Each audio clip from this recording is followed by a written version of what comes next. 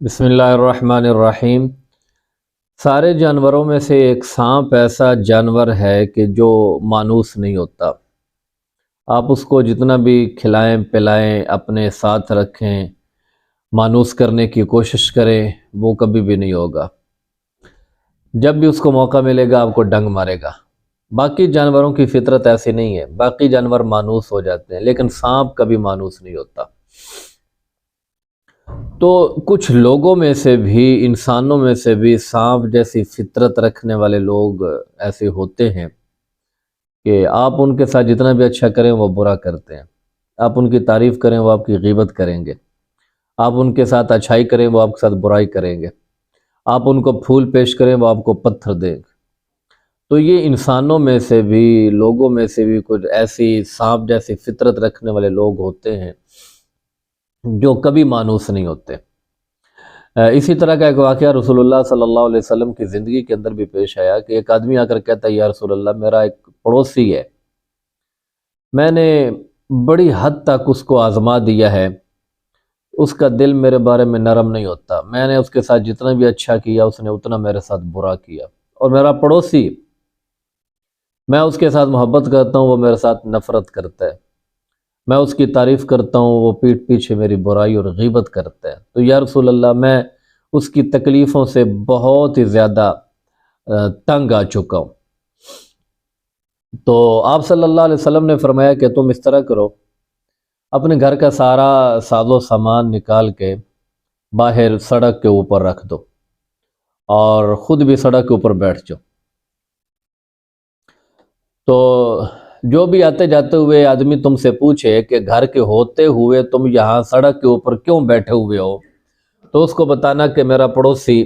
مجھے تنگ کرتا ہے، تو میں اپنے پڑوسی کی ایذاؤں سے بچنے کے لیے یہاں سڑک کے اوپر آ گیا۔ تو اس نے رسول اللہ صلی اللہ علیہ وسلم کے حکم کے مطابق، آپ کے مشورے پر عمل کرتے ہوئے گھر کا سارا سامان نکال کے باہر سڑک کے اوپر رکھ دیا اور خود بھی سڑک کے اوپر بیٹھ گیا۔ اب جو بھی آدمی آتا وہ اس سے پوچھتا کہ بھائی کیا بات ہے، گھر کے ہوتے ہوئے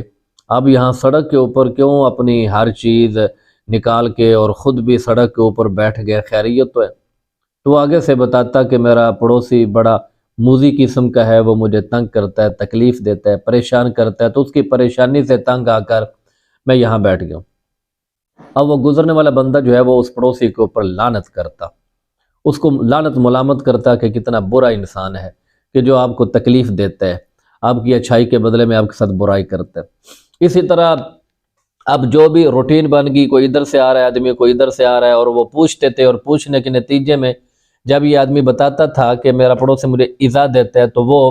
گزرنے والے لوگ سارے اس کے اوپر لعنت کرتے تھے۔ اور اسی طرح اگر وہ پڑوسی کسی کو باہر خود نظر آ جاتا تھا تو لوگ اس کے اوپر لعنتیں کرتے تھے کہ لعنت ہو تیرے اوپر، تو اتنا موذی قسم کا پڑوسی ہے، لعنت ہے تیرے اوپر، کوئی ادھر سے آ رہا ہے وہ لعنت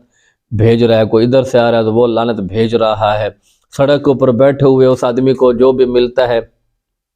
وہ اس کی روداد سن کر پڑوسی پر لعنت بھیجتا ہے، تو صبح سے شام تک ہزاروں لعنتیں اس کے اوپر پڑی، تو وہ عاجز آ گیا۔ حدیث کے اندر ہے کہ وہ دوڑتا ہوا آیا، اس نے دیکھا کہ پڑوسی سڑک کے اوپر بیٹھا ہوا ہے اور اس کے اس اقدام کی وجہ سے یہ مجھے لعنتیں پڑ رہی ہیں۔ تو اس نے آ کر معافی مانگی، ہاتھ جوڑے کہ خدا کا واسطہ میں آئندہ کبھی آپ کو تنگ نہیں کروں گا، آپ اس طرح کرے،